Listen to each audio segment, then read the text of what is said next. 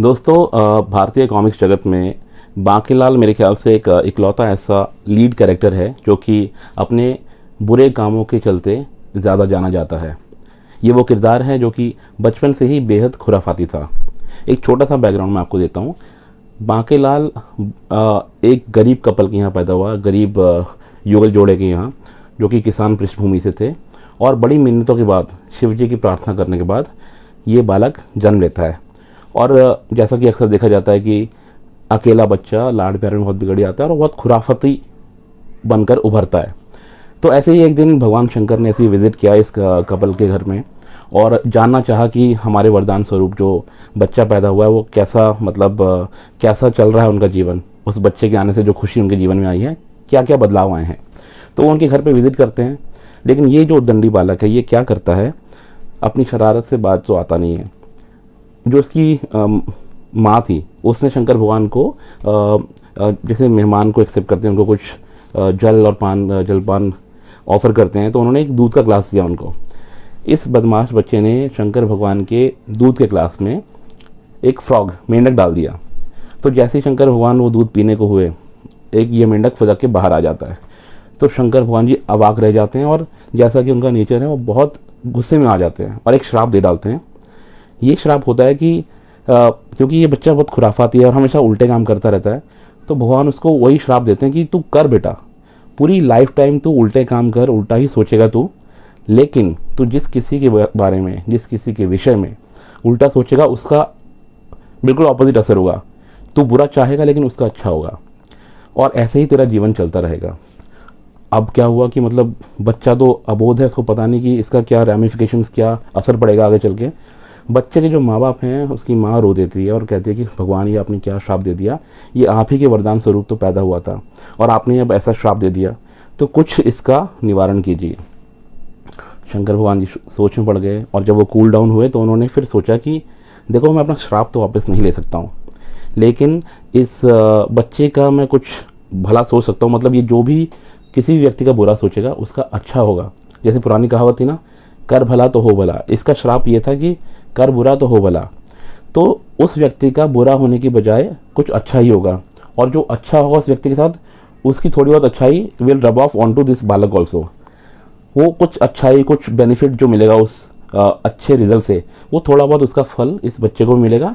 और इसी तरह उस छोटे मोटे इनाम स्वरूप इसका जीवन चलता रहेगा। इसका जीवन यापन का ज़रिया ही वो बनेगा। जो भी अगला इंसान खुश होकर इसको कुछ पैसे, कुछ इनाम स्वरूप कुछ धनराशि देगा।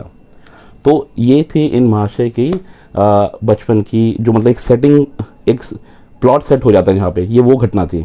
तो इसी अनोखे श्राप के चलते इन भाई साहब के जीवन में कई हास्यास्पद कहानियाँ जन्म लेती हैं और ये भाई साहब बांकीलाल जी बन जाते हैं एक लेजेंड। और तो चलिए आज इन्हीं भाई साहब की एक नई नवेली गर्मा गर्म कॉमिक्स की बात करते हैं जिसका नाम है पिट्ठू गर्म। जी हाँ, नाम है पिट्ठू गर्म। और इस टाइटल का मर्म क्या है ये भी मैं आपको बहुत जल्दी समझाऊंगा। मेरा नाम है धीरेन्द्र और आप देख रहे हैं कॉमिक्स एनिमल।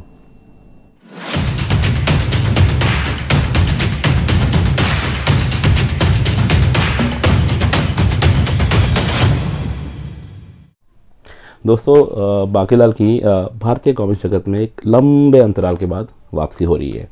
करंटली इनकी एक सीरीज़ चल रही है जिसका नाम है खेल खेल में सीरीज़। ये खेल खेल सीरीज़ के अंतर्गत अभी तक 3 कॉमिक्स मार्केट में आ चुकी हैं। ये 2 कॉमिक्स, पहली 2 कॉमिक्स हैं जिसका नाम है फिर आया बांकीलाल और मुसीबत का खेल, एंड दिस पिट्ठू गर्म being the third one and the latest one. आज हम इसकी बात करेंगे। ये जो सीरीज़ है इसको आप बांकीलाल की कमबैक सीरीज़ के तौर पे भी आप इसको देख सकते हैं। तो पिट्ठू गर्म की बात करते हैं और जानते हैं कि क्या खास है इस कॉमिक्स में।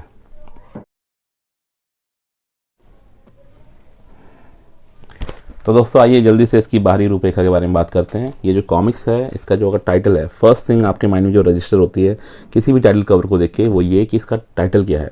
टाइटल है पिट्ठू गर्म और इस टाइटल का मर्म मैं आपको समझा देता हूँ। दोस्तों, आप लोगों ने बचपन में किसी ना किसी स्टेज में पिट्ठू ज़रूर खेला होगा। पिट्ठू, अरे वही चीज़ जहाँ पे हम लोग कुछ खास तरह के पत्थरों को एक गोलाकार मतलब जो शेप में उसको मतलब तराशते हैं और फिर नीचे से ऊपर तक मतलब from bigger to smaller ones इसी क्रमबद्ध तरीके से उसको लगाते हैं एक के ऊपर एक। और फिर एक खिलाड़ी होता है उस पर गेंद मारकर उस मीनार को तोड़ने वाला, बिखेर देने वाला। तो आप उसको गेंद मार के बिखेर देते हो और बॉल मतलब रिकोशे होके इधर उस पर टकरा के इधर उधर चली जाती है बॉल। और जब तक बाकी खिलाड़ी जो कि विपक्षी टीम के हैं वो उस बॉल को पकड़कर आपकी पीठ में मारते हैं, तब तक आपको मीनार वापस खड़ी कर देनी है उसी ऑर्डर में। अगर आपने कर दी तो आप जीत गए, और आपके उस मीनार को वापस खड़ी करने से पहले विपक्षी खिलाड़ियों ने आपकी पीठ पे सूद के अगर गेंद मार दी तो आप आउट हो गए।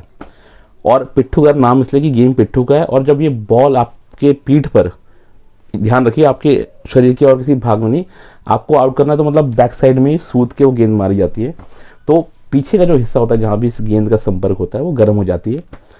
इसीलिए इस कॉमिक्स का नाम पिट्ठू गर्म रखा गया है। ये एक सीरीज़ की ना जो इस 3 भागों की जो सीरीज़ अब तक आई है उसका एक कॉमन लिंक यही है कि इसमें कुछ ना कुछ गेम खेले जा रहे हैं। इससे पहले वाली कॉमिक्स में वो एक स्टापू वाला गेम खेला गया था, उससे पहले का उतना स्लाइटली में ध्यान नहीं आ रहा, बट वो एक कॉमन चीज़ चली आ रही है।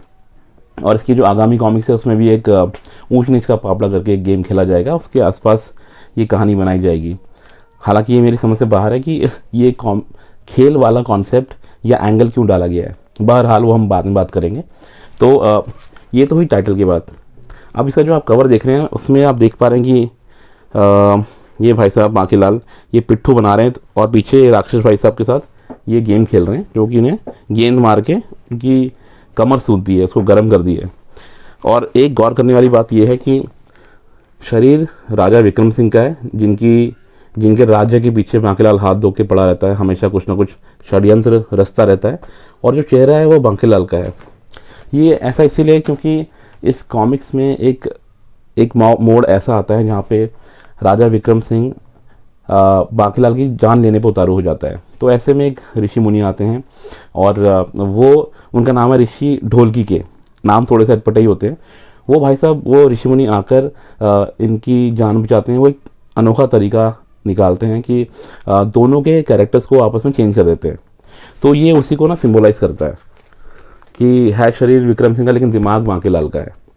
तो इसके बारे में बाद में हम बात करेंगे। तो ये हो गया इसका फर्स्ट कवर। बाकी spine, front cover, back cover, ये सारी मोहमाया वाली बातें हैं, क्या साइज़ है क्या नहीं है। कॉमिक्स चलती है उसके स्टोरी लाइन की वजह से और उसके आर्ट वर्क की वजह से, बस इतना समझ लीजिए। कथानक प्लस चित्रांकन, और ये दोनों के प्रोपोर्शन चेंज होते रहते हैं। तो आइए बात करते हैं इस कॉमिक्स के नैरेटिव की। फर्स्ट थिंग फर्स्ट, आप लोगों को ये बता दूं कि ये जो कहानी है इसके रचनाकार हैं, लेखक हैं तरुण कुमार वाही जी, जो कि एक बहुत ही उम्दा लेखक हैं। मतलब मैं ये कहूँगा कि आसान नहीं होता है संजीदा विषयों के ऊपर और फिर हास्य से भरे हुए विषयों के ऊपर उतनी ही कुशलता से काम करना। अब हम सभी जानते हैं कि तरुण कुमार वाही जी ने डोगा के जो किरदार को, जो मतलब आज की डेट में डोगा का जो किरदार है उसमें उनका भी एक बहुत बड़ा हाथ रहा है। जिस तरह की संजीदा कहानियाँ वो लेके आए थे और उसी फिनेस के साथ, उसी ही दक्षता के साथ वो जिस तरह से बांकीलाल की स्टोरीज अब लिख रहे हैं, तो मतलब ये वाकई में काबिल तारीफ़ है। तो ये एक तो ट्रू आर्टिस्ट की निशानी है। तो चलिए हम कहानी की बात करते हैं। कहानी से पहले मैं आपको ज़रा इसके पेजेस के दर्शन करा दूं। एक फ़ील आता है बांकीलाल की कॉमिक्स, कोई भी कॉमिक्स आप हाथ में लें तो फीलिंग के ऊपर मेरा थोड़ा ज़ोर ज़्यादा रहता है, जब तक कि आप उसके पृष्ठों को उलट पलट के एक बार देख ना लें। तो थोड़ा सा आप लोगों को इन रंगों से ओतप्रोत होने की ज़रूरत है। ठीक है, तो देखिए ये पहला पृष्ठ है, यहाँ से कहानी की शुरुआत होती है। तो मैं आपको बता दूं कि कहानी का सार ये है कि आप इसको ना एक दैविक संयोग माने, मतलब जिसे हम कोइंसिडेंस कहते हैं। एक संयोगवश पृथ्वी पर 2 अजीबोगरीब प्राणी आते हैं। ये हैं, एक गिरगिट है और एक गिरगिटी है। मतलब मूल रूप इनका गिरगिट और गिरगिटी वाला, लेकिन ये मानव जैसे दिखते हैं, और ना सिर्फ मानव जैसे दिखते हैं बल्कि मानवों की तरह ये मतलब इंसानी भाषा में बात भी कर सकते हैं। और इनको एक अजीब सी मतलब अंदर से इनको एक अर्ज आती है, इनको प्रेरणा मिलती है कि इनको इंसानों की मनोइच्छा को पूर्ण करना है। और इसको भी ये भी एक अलग संयोग है कि वो बांकीलाल से टकरा जाते हैं और फिर उनके अंदर जो तीव्र इच्छा है किसी की मनोइच्छा को पूर्ण करने की, वो बांकीलाल को बोलते हैं कि भाई तू हमारे बताए हुए नियम फॉलो कर और हम तुम्हारी एक मनोइच्छा को पूर्ण करेंगे। और वो शर्त ये रखी जाती है कि उन बांकीलाल को इन गिरगिट कपल के साथ एक गेम खेलना होगा। तो पिछली कॉमिक्स जैसे कि मुसीबत के खेल में हमने देखा कि वो गेम था स्टापू का, और वो शर्त ये थी कि अगर वो स्टापू वाला गेम बांकीलाल अच्छे से खेल गया और जीत गया सभी नियमों को फॉलो करते हुए, तो उसकी एक इच्छा पूरी की जाएगी। लेकिन बांकीलाल कहीं पे एक towards the end of the game कुछ फॉल्टर करता है, उसके फलस्वरूप उसकी वो इच्छा वहाँ पूरी नहीं होती है। सो अब हम आते हैं पिट्ठू गर्म पर। यहाँ पर उसके सामने शर्त रखी गई है कि वो पिट्ठू खेले, और इस पिट्ठू के गेम में अगर वो मतलब जीत गया तो उसकी जो मनोइच्छा है, जो कि विशालगढ़ का राजा बनने की उसकी दिली इच्छा है, कई वर्षों से वो विशालगढ़ के राजा को अपने रास्ते से हटा के खुद वहाँ का राजा बनना चाहता है, तो वो पूर्ण हो जाएगी। अब ये गेम जो है पिट्ठू गर्म वाला, तो देखिए मतलब इसमें जो भी उसके इर्द गिर्द कहानी चलती है वही इसका असली मतलब एक आधार है कि कहानी क्या गुल खिलाती है। ये गेम खेलना और खिलवाना तो मतलब एक शुरुआत भर है, उसके बाद उस गेम के बाद किस तरह से क्या चेंजेस वगैरह आते हैं कहानी में, वो ज़्यादा इम्पॉर्टेंट है। मैं कहानी की डिटेलिंग में तो नहीं जा सकता, लेकिन मेरे दिमाग में कुछ सवाल हैं, जैसे कि ये गिरगिट लोग कौन हैं, इनका क्या रोल है इस पूरी सीरीज़ में, ये कहाँ से आए हैं, ये इनको इतनी तीव्र इच्छा क्यों है कि भाई इनको लोगों की मनोकामनाएं पूर्ण करनी है, और ये बांकीलाल से ही क्यों इतना इनका बार बार संयोगवश टकरा रहे हैं, ये धरती पर प्रकट क्यों हुए हैं। ठीक है, वैसे बांकीलाल की कॉमिक्स में कोई सिर पैर तो होता नहीं है, वो that's a different thing, but ठीक है, जिस तरह का नेचर है, जिस तरह का प्रीमाइस है कॉमिक्स का, तो वो सब चलता है। बट कौन है ये लोग, कहाँ से आए हैं, मतलब क्या ये लोग देवता हैं, धरती पर क्यों प्रकट हुए हैं, और बांकीलाल जैसे धूर्त और खुराफाती दिमाग वाले व्यक्ति की सहायता क्यों कर रहे हैं। ये कुछ सवाल हैं जो कि एक पाठक होने के नाते हमारे मन में आ रहे हैं, और आई एम श्योर आपको भी ऐसा महसूस होगा या हुआ होगा, आपने पिछली 2 किस्तों को पढ़ा होगा तो वो चीज़ें हैं। बट आई थिंक वो समय के घर में छुपा है। जैसे ही बाकी किस्तें आएंगी तो इन गिरगिट कपल हैं, इनका क्या रोल है वो उजागर होगा। सो ठीक है, let's play the waiting game और इंतज़ार करते हैं आगे की किस्तों का। आर्ट वर्क की अगर हम बात करें तो इसमें आर्ट वर्क है जैसे कि पिछली 2 किस्तों में हुआ, प्रेम गुनावत जी का, उनका ये चित्रांकन है, और रंगों से इसको सजाया है सुनील पांडे जी ने। काम उन्होंने बेहतरीन किया है। बट बांकीलाल की कॉमिक्स में मैं आपको बता दूं कि आर्ट वर्क का उतना रोल नहीं होता है जितना कहानी का होता है, और ऐसा मैं इसलिए मानता हूँ क्योंकि कॉमिक्स एलिमेंट लिए हुए जो भी कहानी होती है वो बेसिकली उसमें ना आपको उतना डिटेलिंग की रिक्वायरमेंट नहीं होती है। आपको इमोशंस, जो फेशियल एक्सप्रेशंस वगैरह होते हैं, या बॉडी की जो बॉडी लैंग्वेज होती है, उस पर आपको उतना काम करने की ज़रूरत महसूस नहीं होती है। तो यहाँ पे सारा दारोमदार कहानी पे होता है। और कहानी की हम बात करें तो बांकीलाल की कहानियाँ कुछ अगर मैं आपको एक पैरेलल दे दूँ, तो पैरेलल मतलब एक कंपैरिजन ड्रॉ करूँ, तो बांकीलाल की कहानियाँ कुछ गोविंदा की 90s की जो मसाला हिट फिल्में होती थी उनकी तरह होती हैं, क्योंकि वो कहानियाँ भी बांकीलाल की कहानी की तरह कहीं से भी टेक ऑफ करती थी और कहीं भी लैंड करती थी। लेकिन जो बीच का जो कंटेंट होता था, बीच में जो भी कुछ होता था, उसको देखकर एक गुदगुदाहट महसूस होती थी, बहुत इन्जॉयमेंट होती थी, अच्छा लगता था, एक फील गुड फैक्टर आता था। स्क्रिप्ट और डायलॉग की हम बात करें तो ठीक है, मतलब ठीक ठाक है, पर एक बड़े सुधार की गुंजाइश है। कई जगह पर मुझे ऐसा लगा कि ह्यूमर जो अपेक्षित था पर आ नहीं पाया। वो इसीलिए भी हो सकता है कि थोड़ा प्रेडिक्टेबल होने लगी हैं ये स्क्रिप्ट बांकीलाल की। जो पिछली 3 कॉमिक्स आई हैं नई, उसी से हम एक नए टाइम की शुरुआत को मान सकते हैं। लेकिन एक पैटर्न अगर आप फॉलो कर रहे हैं तो मैंने तो ये नोटिस किया कि थोड़ा सा प्रेडिक्टेबल लाइन पे चल रहे हैं। देखिए प्रीमाइस तो सेम है, मतलब एक कैरेक्टर है, लीड कैरेक्टर बांकीलाल, और एक है विक्रम सिंह। तो बांकीलाल विक्रम सिंह का राज्य हड़पना चाहता है, और ये उसकी क्वेस्ट है, ये उसकी एक दिली इच्छा है जो बहुत टाइम से वो फॉलो कर रहा है, पर हो नहीं पा रही है क्योंकि वो श्राप उसके आगे आ जा रहा है। वो जब भी कुछ बुरा सोचता है राजा विक्रम सिंह का, तो उसका अच्छा ही हो जाता है। तो वो एक प्रीमाइस है जो चलता है थ्रू आउट। 250 से ज़्यादा टाइटल्स इसके आ चुके हैं, तो वो चीज़ समझ में आती है। बट उसके आसपास आप नयापन ला सकते हैं। ठीक है, प्रिडिक्टेबल होना एक बहुत ही मतलब कोई भी अगर स्टैंड अप कॉमिक आर्टिस्ट है या कोई कॉमिक्स है उसमें ह्यूमरस एलिमेंट्स के आसपास बुनी गई कोई कॉमिक्स है तो प्रेडिक्टेबल होना एक बहुत ही मतलब बुरा माना जाता है। एक जोक को भी अगर आप बार बार सुने तो पहले वाली बात नहीं रहती। तो यहाँ तो पूरा जो कॉमिक स्टाइल है वही कॉम्प्रोमाइज़ हो रहा है। मसलन एक बात अगर आप गौर करें वो ये है कि इसमें जो जैसे तरुण कुमार वाही जी हैं वो जाने जाते हैं कि नए नए और थोड़े ऊट पटांग किरदारों को इंट्रोड्यूस करने के लिए जाने जाते हैं। जैसे इसमें 2 ऋषियों को इंट्रोड्यूस कराया गया है। एक है ऋषि कान खाए सैया हमारा, उनकी स्पेशलिटी ये है कि वो अगर किसी पे खुश हो जाते हैं तो उसको वहीं खड़े खड़े दूर की कोई बातचीत सुनवा देते हैं। और एक है ऋषि ढोलकी के। अब ढोलकी के की स्पेशलिटी ये है कि वो जब ढोलक हो जाते हैं तो जो इंसान उस ढोलक की थाप को सुनता है वो मंत्रमुग्ध होकर एकदम स्वच्छंद रूप से नाचने लगता है। अब ये 2 किरदार इन्होंने इंट्रोड्यूस कराए हैं। इस कहानी में प्रॉब्लम मेरा ये है कि एक ऋषि है जो ऋषि कान खाए सैया हमारा है, उनके आने की वजह से प्रॉब्लम की शुरुआत होती है। और ऋषि ढोलकी के जब आते हैं तो समाधान लेके आते हैं इस प्रॉब्लम का। अब यहाँ मेरा सबसे बड़ा प्रॉब्लम यह है कि मेरी समझ ये है बांकीलाल कॉमिक्स के बारे में कि बांकीलाल की जो कॉमिक्स है उसमें प्रॉब्लम्स हमेशा लीड कैरेक्टर्स द्वारा उत्पन्न की गई होती हैं। जैसे बांकीलाल है, he is the one who does something mischief, कुछ उल्टा काम करता है, कुछ उल्टी प्लानिंग करता है, तो उसके फलस्वरूप एक्शन डेवलप होता है। हाँ, अब उसको एक अनोखा, क्योंकि उसको एक अनोखा श्राप मिला हुआ है तो उसके चलते वो जो भी उल्टी प्लानिंग करेगा वो सुलटी हो जाएगी। तो जब वो उल्टा काम शुरू कर देता है तो समझ में आता है कि एक आपको एक्सटर्नल एलिमेंट की ज़रूरत होती है उसको ठीक करने के लिए। तो वहाँ पे आप किसी ऋषि की एंट्री करा दो या किसी राक्षस की एंट्री करा दो उस ज़माने के हिसाब से, तो वो समझ में आता है। लेकिन यहाँ पे एक ऋषि है जो कि एक्सटर्नल एलिमेंट है, वही प्रॉब्लम्स क्रिएट कर रहा है और दूसरा बंदा सोल्यूशन लेके आ रहा है। यहाँ पे लीड कैरेक्टर्स का रोल कहाँ गया?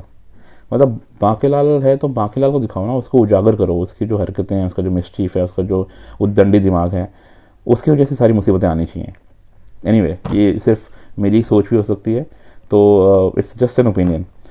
बाकी हम पेजेस की बात करें तो अच्छी है, मतलब 32 पेजेस की स्टोरी है और अपने आप में एक संपूर्ण कहानी है। और ये एक कंप्लीट स्टोरी है जो आप लोगों तक पहुंच रही है, जो कि आज के दौर में बहुत ही अच्छी बात है।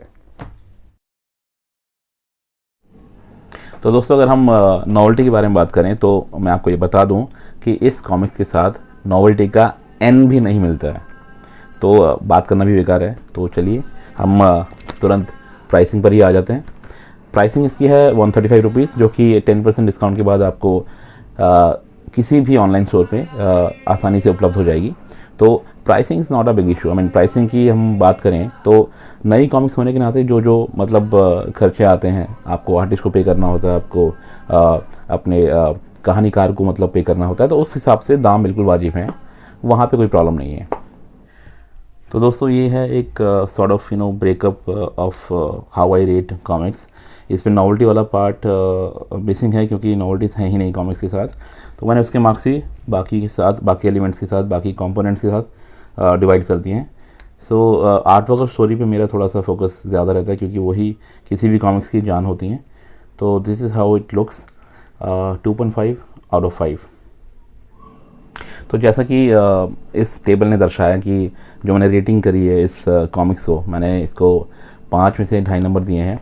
And if you are like me who very often struggle with stats, जिनको स्टैट्स समझ में नहीं आते हैं, तो मैं आपको ये बता दूं कि 5 में से 2.5 नंबर का मतलब ये है कि ये कॉमिक्स एक एवरेज रीड है। It's a good one time read, but beyond that you would not want to go back to this comics. इसमें ऐसा कुछ मतलब वाव फैक्टर नहीं है कि आपको वापस कुछ वक्त बाद इसको दोबारा पढ़ने की इच्छा हो। और किसी भी कॉमिक्स को खरीदने या ना खरीदने के मतलब एक रीज़न होते हैं, सॉरी, वो मैं आपको बता देता हूँ। इसको आप क्यों ना खरीदें इस कॉमिक्स को? वो इसीलिए कि अगर आप भी मेरी तरह एक बांकीलाल के मतलब फ़ैन हैं, तो हमें जो आदत है बांकीलाल की कॉमिक्स में, एक सर्टेन काइंड ऑफ ह्यूमर होता है, उसमें जो इंसिडेंट्स होते हैं बहुत ही ह्यूमरस, मतलब एक टेक होता है किसी भी सिचुएशन को, तो वो पार्ट इसमें कुछ पॉकेट्स में मिसिंग है। मतलब अगर आप कॉमिक्स एलिमेंट की बात करें तो वो उनमें निरंतरता का अभाव है, एक कंटिन्यूटी नहीं है। तो वो एक चीज़ है जो आपको निराश कर सकती है। आप इस कॉमिक्स को क्यों खरीदें उसका भी एक रीज़न है, बहुत सॉलिड रीज़न है। आज के ज़माने में, आज के संदर्भ में ये कॉमिक्स एक खेल खेल में सीरीज़ का पार्ट ज़रूर है, मतलब टुकड़ों में ये कॉमिक्स आ रही है, बट हर एक कहानी अपने आप में स्वतंत्र है। आप इसको इंडिपेंडेंटली पढ़ सकते हैं। ये देखिए, जैसे ये कॉमिक्स है, ये 3rd पार्ट है and these are the first 2 parts. लेकिन आप इसमें से किसी को भी, मतलब randomly you can pick it up and just get on with the story, और आपको कुछ भी पीछे का या आगे का जानने की ज़रूरत नहीं है, क्योंकि ये हर एक कहानी अपने आप में संपूर्ण कहानी है। तो दोस्तों, ये थे मेरे विचार इस कॉमिक्स के बारे में, और अपने इन्हीं विचारों के साथ मैं इस वीडियो को यहीं विराम दूंगा। जैसे कि आप और हम जानते हैं, साल 2021 के ये हम अंतिम पड़ाव पर हैं। दिसंबर का महीना है और आई थिंक ये जो वीकेंड है इस साल का आखिरी वीकेंड भी है। तो बस यही कहना चाहूँगा कि आप ये जो क्वालिटी टाइम है अगले हफ्ते 10 दिन का, उसको आप अपने परिवारजनों के साथ, अपने मित्रों के साथ, अपने सगे संबंधियों के साथ हंसी खुशी गुजारें, उनके साथ कुछ टाइम स्पेंड करें। और मेरी तरफ से आप सभी को क्रिसमस की हार्दिक शुभकामनाएं, आने वाले नए साल की हार्दिक शुभकामनाएं। और फ़िलहाल मैं आप सबसे इजाज़त लेता हूं, इस वादे के साथ कि जल्दी आपको मिलूँगा किसी और कहानी, किसी और टॉपिक, किसी और परिप्रेक्ष्य में मैं आपसे मुलाकात करूँगा। तब तक के लिए नमस्कार।